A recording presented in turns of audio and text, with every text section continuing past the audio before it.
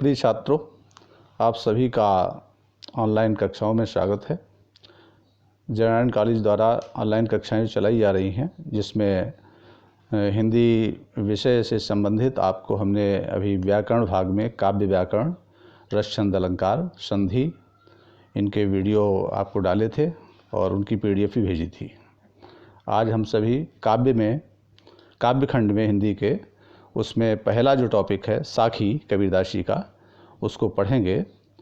तो उससे संबंधित पहले हम लोग कबीरदास जी के बारे में थोड़ा समझें कि इनका जन्म सन 1398 ईस्वी में हुआ था, मृत्यु 1519 ईस्वी में, और इन्होंने 3 ही रचनाएं लिखी हैं।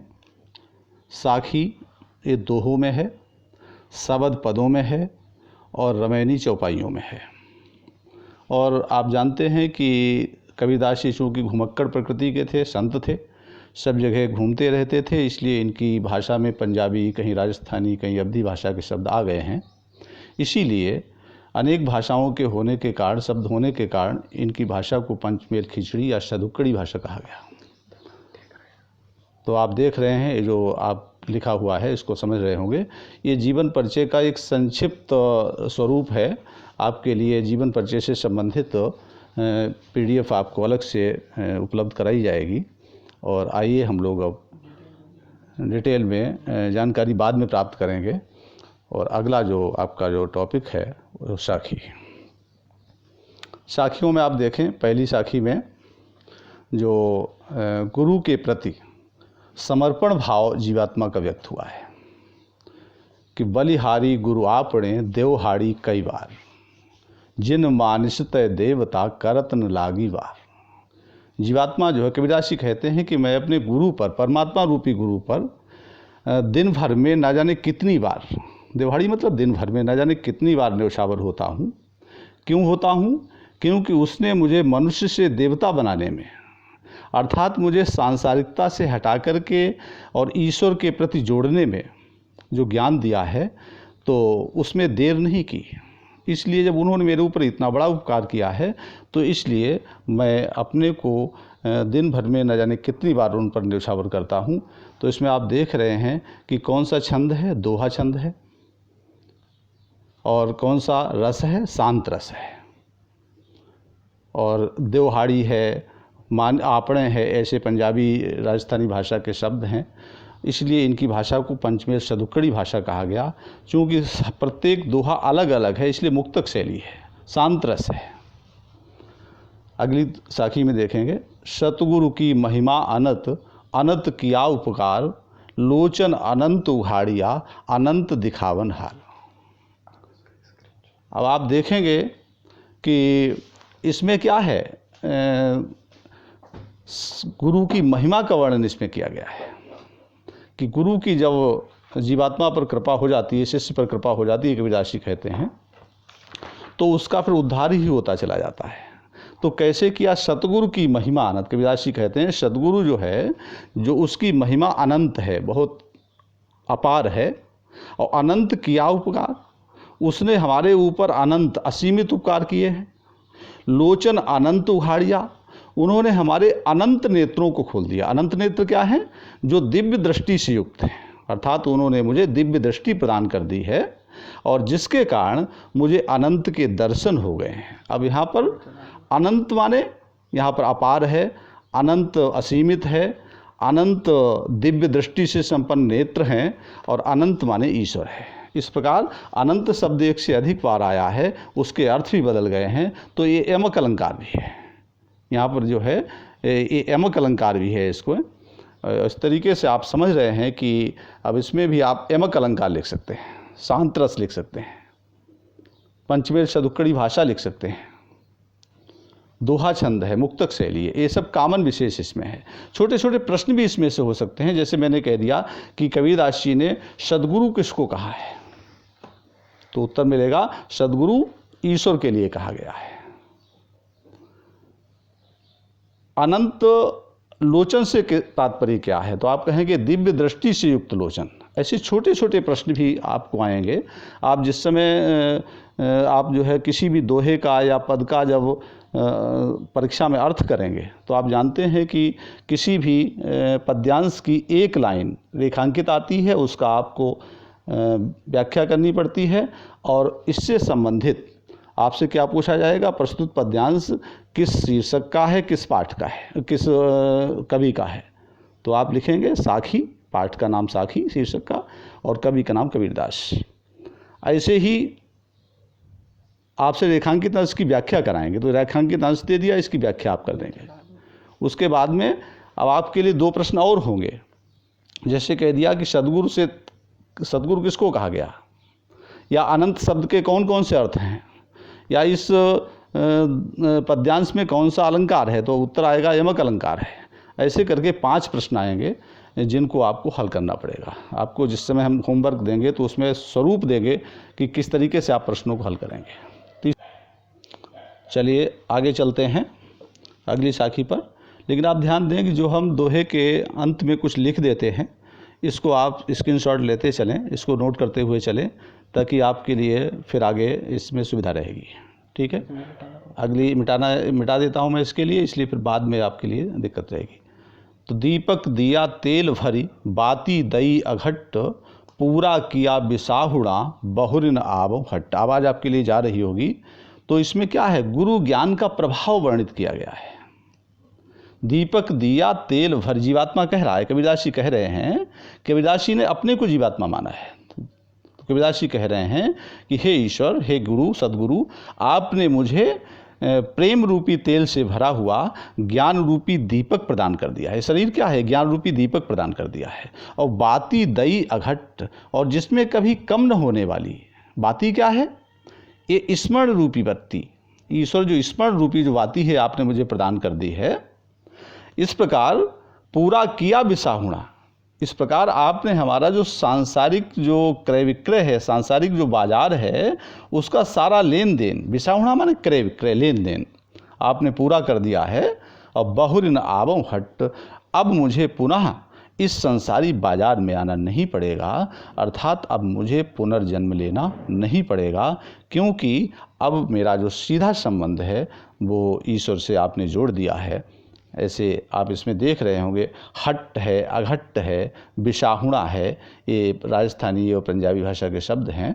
इसीलिए अनेक भाषाएं आ जाने के कारण इनकी भाषा को पंचमेल शतुक्कड़ी आप लिख सकते हैं। शांत रस है और दोहा छंद है, मुक्तक शैली है। और आप इस तरीके से देख रहे होंगे कि इसमें गुरु की महिमा का बहुत बढ़ा चढ़ा करके वर्णन कर दिया गया है। तो इसमें रूप का अतिशयोक्ति अलंकार है। कौन सा है, इसका स्क्रीनशॉट आप ले सकते हैं। रूप का अतिशयोक्ति अलंकार इसमें आ गया है, क्योंकि गुरु की महिमा का बहुत बढ़ा चढ़ा करके वर्णन कर दिया गया है। अगली साखी आप देखिए, बढ़ा चढ़ा करके इसमें वर्णन किया गया है। बूढ़े थे परि ऊबरे, गुरु की लहरी चमंकी, भेरा देखा जर्जरा, उतरी परे फरंकी। अब इसमें आप देख रहे होंगे कि इसमें क्या है, गुरु की कृपा जब हो जाती है, आप जानते हैं, तो उस समय शिष्य का उद्धार हो जाता है। तो बूढ़े थे परि ऊबरे, जीवात्मा कह रहा है, कबीरदास जी कह रहा है कि मैं तो अज्ञानता और मोह, इस सांसारिकता में डूबा हुआ था, अज्ञानता की निद्रा में डूब रहा था, लेकिन ऊबरे, लेकिन मैं बच गया। कैसे बच गया, गुरु की लहर चमक के। जब गुरु की कृपा रूपी जो तरंग लहर जब मुझे दिखाई दी, गुरु की ज्ञान रूपी तरंग, तो वैसे ही मैं डूबने से बच गया। अर्थात मुझे इस संसार की क्षण भंगुरता का पूरा ज्ञान हो गया और मैं बच गया। भेरा देखा जर्जरा, मैं जिस, भेरा माने साधन, मैं जिस साधन पर बैठा हुआ था वो साधन मैंने देखा बड़ा जीर्ण शीर्ण है, बड़ा कमज़ोर है, बड़ा नाशवान है। तो मैंने संसार की असारता को जान करके मैं उतर परे फरंकी, मैं उस सांसारिक साधन से, नौका से मैं कूद गया और मैं प्रभु के समीप पहुंच गया। इस प्रकार मेरा वहाँ से उद्धार हो गया। और इसमें भी आप देखेंगे, इसमें भी गुरु की कृपा को बहुत बढ़ा चढ़ा करके वर्णन किया है। इसमें भी रूप का अतिशयोक्ति अलंकार है। शांत रस से रूप का अतिशयोक्ति अलंकार है। ये दोहा छंद सभी में है, मुक्तक शैली सभी में कॉमन है। और आप देख रहे हैं इस तरीके से गुरु की कृपा का बहुत बढ़ा चढ़ा करके वर्णन किया गया है। इसी क्रम में अगली साखी को देखेंगे। चिंता तो हरि नाव की और न चिंता दास, जे कुछ चितवें राम बिन सोई काल की पास। तो चिंता तो हरि नाव की, जो सच्चा शिष्य होता है उसे अपने से बढ़कर के भगवान के नाम की चिंता रहती है। तो निश्चित रूप से वह चिंता तो हरि नाम की, जीवात्मा कह रहा है कि मुझे तो हे प्रभु, हे सद्गुरु, आपके ही नाम की चिंता है। मैं सदैव आपके ही नाम की माला जपता हूँ, आपके ही नाम का स्मरण करता हूँ। और न चिंता जास, मुझ जैसे सेवक के लिए किसी और चीज़ के चिंतन की आवश्यकता नहीं है, किसी सांसारिक चीज़ से कोई मतलब मुझे नहीं है। जे कुछ चितवें राम बिन, मैं जो कुछ भी आपके नाम से अलग करके जो कुछ भी देखता हूँ, सोई काल की पास, वो मुझे काल का फंदा, वो मुझे मृत्यु का एक फंदा सा दिखाई देता है। अर्थात जहाँ मैं जिस चीज़ से मैं आपको अलग करता हूँ वह चीज़ मुझे नश्वर, वह चीज़ मुझे काल के समान दिखाई देती है। अर्थात इसमें ईश्वर की सर्वव्यापकता का भी वर्णन इसमें किया गया है। निश्चित रूप से इसमें आप देखते हैं रूपक अलंकार है, सांतरस है, और अब इसमें देखा जाए तो थोड़ा सा अर्थ को दूर से लगाया जाता है। 3 प्रकार की शब्द शक्तियाँ होती हैं, अभिधा, लक्षणा, व्यंजना। अभिधा क्या होती है? जिसमें सीधा अर्थ लग जाता है शब्द का अर्थ। लक्षणा जिसमें दूर का अर्थ, लक्षण के आधार पर अर्थ लगता है, तो लक्षणा शब्द शक्ति इसमें सभी में है। और जब शांत रस है तो उसमें प्रसाद गुण सभी में है। इनमें अगला देखें, इसका स्क्रीनशॉट आप ले सकते हैं। अगली साखी की ओर चलते हैं। तू करता तू भया, मुझ में रही न हूँ, और बारी फेरी बली गई, जित देखूं तित तू। अब इसमें क्या है कि जो जीवात्मा है भगवान का स्मरण करते करते जो है वो जीवात्मा परमात्मा से मिल गई है। तू करता तू भया, मुझ में रही न हूँ। अर्थात जब भगवान का स्मरण निरंतर शिष्य करता रहता है तो वह भगवान के समीप पहुँच जाता है, उसमें लीन हो जाता है। तो जीवात्मा कह रहा है, कबीरदास जी कह रहे हैं कि हे प्रभु, मैं आपका नाम लेते लेते मैं आप में ही विलीन हो गया, आपके ही समान हो गया, मुझ में रही न हूँ। अब मुझ में किसी प्रकार का भी हूँ का भाव, हूँ माने मैं मेरा, अब मेरे अंदर किसी प्रकार का मैं मेरा का भाव नहीं रहा, अलग का भाव नहीं रहा। बारी फेरी बली गई, मेरा जो है सारा जन्म मरण का जो चक्र है वो पूरा हो गया। सारा आवागमन का चक्र, सांसारिक आवागमन का चक्र मेरा पूरा हो गया। जित देखूं तित तू, अब मैं जिधर देखती हूँ उधर मुझे आप ही आप नज़र आते हैं, ऐसा मैं अनुभव करती हूँ। तो ऐसा जहाँ पर होता है, जहाँ पर कोई भी व्यक्ति किसी का स्मरण करते करते उसी में लीन हो जाता है, उसी के गुण में परिवर्तित हो जाता है, तो ऐसी जगह पर तद्गुण अलंकार, कौन सा? तद्गुण अलंकार आपके कोर्स में नहीं है, लेकिन आप लिख सकते हैं इसको अपने काव्य सौंदर्य में। तो ये तद्गुण अलंकार इसमें आ जाता है। सांतरस है, दोहा छंद है, मुक्तक शैली है, और ये भी बात स्पष्ट दार्शनिक मत दिया है कि जीवात्मा जब भगवान का स्मरण करता करता एक अभ्यास में आ जाता है तो वो उसी में लीन हो जाता है। इसका आप स्क्रीनशॉट ले सकते हैं, मुक्तक शैली है। और अगली साखी पर चलते हैं। आप देख रहे हैं 7वीं साखी को देखेंगे आप। कबीरा सूता क्या करे, काहिन देखे जागी, और जाके संगते बीछड़ियाँ ताही के संग लागे। कबीरदास जी ने इसमें बताया है कि नाम का जो स्मरण और दर्शन जब व्यक्ति करता रहता है तो उसका अज्ञान नष्ट हो जाता है। कबीरा सूता क्या करे, काहिन देखे जागी। कबीरदास जी कहते हैं कि हे प्राणी, रे मन, तू अज्ञानता की नींद में क्यों सो रहा है? तू इस सांसारिक मोह निद्रा में क्यों सो रहा है?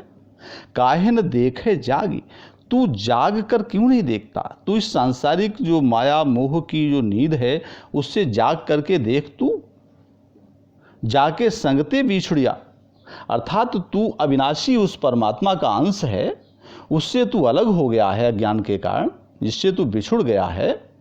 तू पुनः इस अज्ञान की नींद से जाग, और जाग करके अपना पुनः उस ब्रह्म से अपना संबंध जोड़, तो तू एक बार फिर से अमरता को प्राप्त हो जाएगा। और इसमें देखा जाए तो अन्योक्ति अलंकार, अन्योक्ति अलंकार है, वो ईशांत रस है और पंचमेल सदुक्कड़ी भाषा है, मुक्तक शैली है। इसे आप नोट कर सकते हैं इस वाली साखी में साथ में। अगली साखी देखें 8वीं में। अगली साखी में आप देखिए, केशव कही कही कूकिए ना सोए है असरार, और रात दिवस के कूकड़े कबहू लगई पुकार। तो कबीरदास जी ने इसमें बताया है कि केशव क्या है। केशव भगवान का नाम है। केशव, केशव यानी केशव। तो केशव कही कही कूकिए, कबीरदास जी कहते हैं, जीवात्मा के लिए संबोधित कर रहे हैं कि आप भगवान का नाम ले ले कर पुकारिए। और कैसे पुकारिए? कूकिए, बड़ी मधुर स्वर में पुकारिए। और ना सोइए असरार, ये जो अज्ञानता की नींद है, जो माया मोह की निद्रा है, इसमें असरार माने हठ पूर्वक, जिद पूर्वक इसमें सोने का प्रयत्न मत करिए। रात दिवस के कूकड़े, अगर रात दिन अहरनिश अगर तुम भगवान को पुकारते रहोगे, उनका स्मरण करते रहोगे, तो नित्य प्रति स्मरण करने से कभी न कभी उसकी पुकार, उसकी जो भनक है वह भगवान के कानों में लग जाएगी और उन्हें तुम्हारी याद आ जाएगी और आप का उद्धार हो जाएगा। अब आप देख रहे हैं इसमें कही कही लिख दिया, केशव कही कही। अब कोई शब्द एक बार लगातार अगर आ जाता है तो क्या है? पुनरुक्ति अलंकार। कौन सा? ये यहाँ पर पुनरुक्ति अलंकार है। और पुनरुक्ति अलंकार को आप लिख सकते हैं जहाँ पर एक कथन लगातार 2 बार आ जाए तो वो पुनरुक्ति अलंकार है। शांत रस है, दोहा छंद है, मुक्तक शैली है, और इसमें इस तरीके से आप नोट कर लेंगे। अनुप्रास तो ही है, पुनरुक्ति भी अनुप्रास का ही, बंद कर दिएगा, पुनरुक्ति अनुप्रास का ही एक भेद है।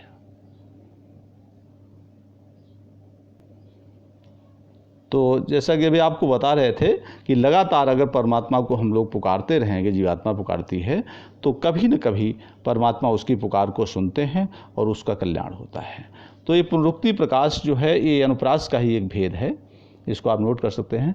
आप देखते हैं कि इन सभी दोहों में एक जैसी शैली है, एक सा ही अलंकार, शांत रस है, और अलंकार अलग अलग हैं, शैली एक ही है, एक ही छंद है। सभी में अलंकार आदि जो अलग अलग पड़ जाते हैं उनको आप नोट करते चलें और समझते चलें। अगली साखी देखिए 9वीं। लंबा मार्ग दूरी घर बिकट पंथ बहुमार, कहो संतों क्यों पाइए दुर्लभ हरि दीदार। बताया है कि लंबा मार्ग दूरी घर, भगवान की प्राप्ति का जो मार्ग है वो बहुत लंबा है। मतलब लंबा मार्ग यानी साधनात्मक मार्ग है। तमाम जाने कितने योगी सन्यासी पूरा जीवन व्यतीत देते हैं साधना करते करते, तो भगवान को प्राप्त नहीं कर पाते हैं।